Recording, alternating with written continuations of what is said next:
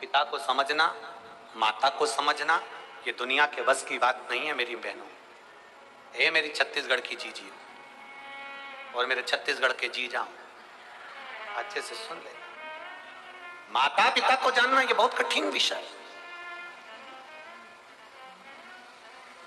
माता पिता को पहचानना बहुत कठिन विषय है।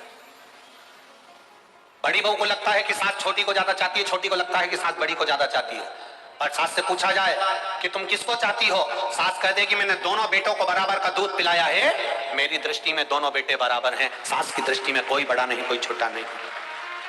सास की दृष्टि में कोई बड़ा नहीं कोई छोटा नहीं, सास की दृष्टि में सब बराबर। दृष्टि में भेद हमारा हो गया और हमारी दृष्टि में भेद होता है, इसलिए हमको भेद नजर आता है। कई पत्नियां अपने पति से कह देती हैं, देख लो तुम्हारी मम्मी को, देख लो वो इतना चाहती हैं छोटे वाले को और तुम्हें रत्ती भर का नहीं चाहती। ये धीरे धीरे स्लो पॉइजन 24 घंटा देती रहती है।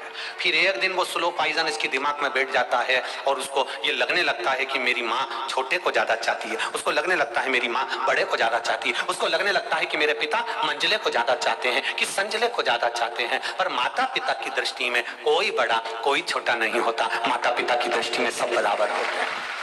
माता पिता की दृष्टि में कोई बड़ा नहीं कोई छोटा नहीं, माता पिता की दृष्टि में सब बराबर है। पिता की जायदाद के बराबर के हिस्सेदार हो तो माता के स्तनपान के भी तुम बराबर के हिस्सेदार हो। जितना उसने दूध पिया उतना तुमने पिया है। जो दृष्टि की भेदता कहीं ना कहीं हमारे द्वारा प्रकट करेगी।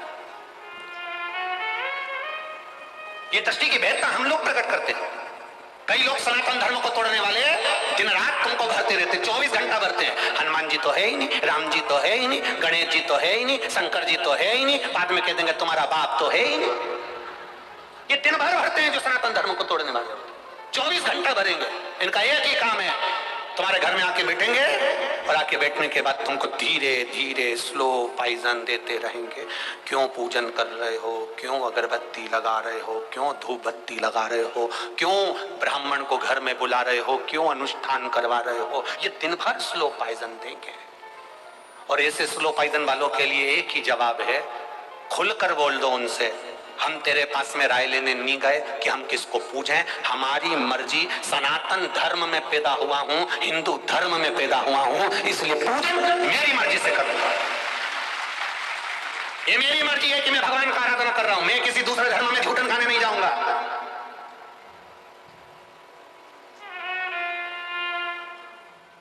लगे रहते लोग 24 घंटे यही।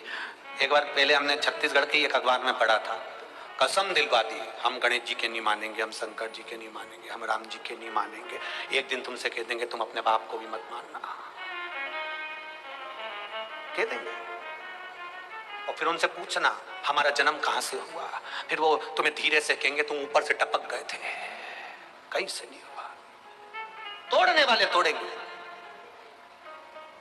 मां कभी भेद नहीं करती, पिता कभी भेद नहीं करता, गुरु कभी भेद नहीं करता। अगर जो गुरु अपने शिष्य से भेद करता है उसका जीवन नरक जैसा होता है। युद्ध देख लीजिए महाभारत का,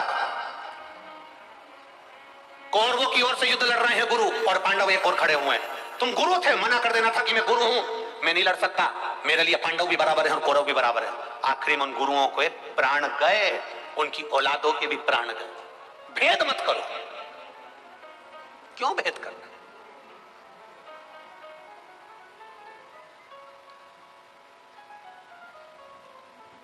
केवल मेरे राम और मेरे कृष्ण भगवान शंकर के उपासक नहीं, संसार में जितने महाभारत के जितने पात्रों को उठाओगे वो शंकर के उपासक मिलेंगे। गांधारी कौन थी? शिव की उपासक। द्रौपदी कौन थी? शंकर की उपासक। जितने को उठाओगे आप ये सब शिव की उपासक।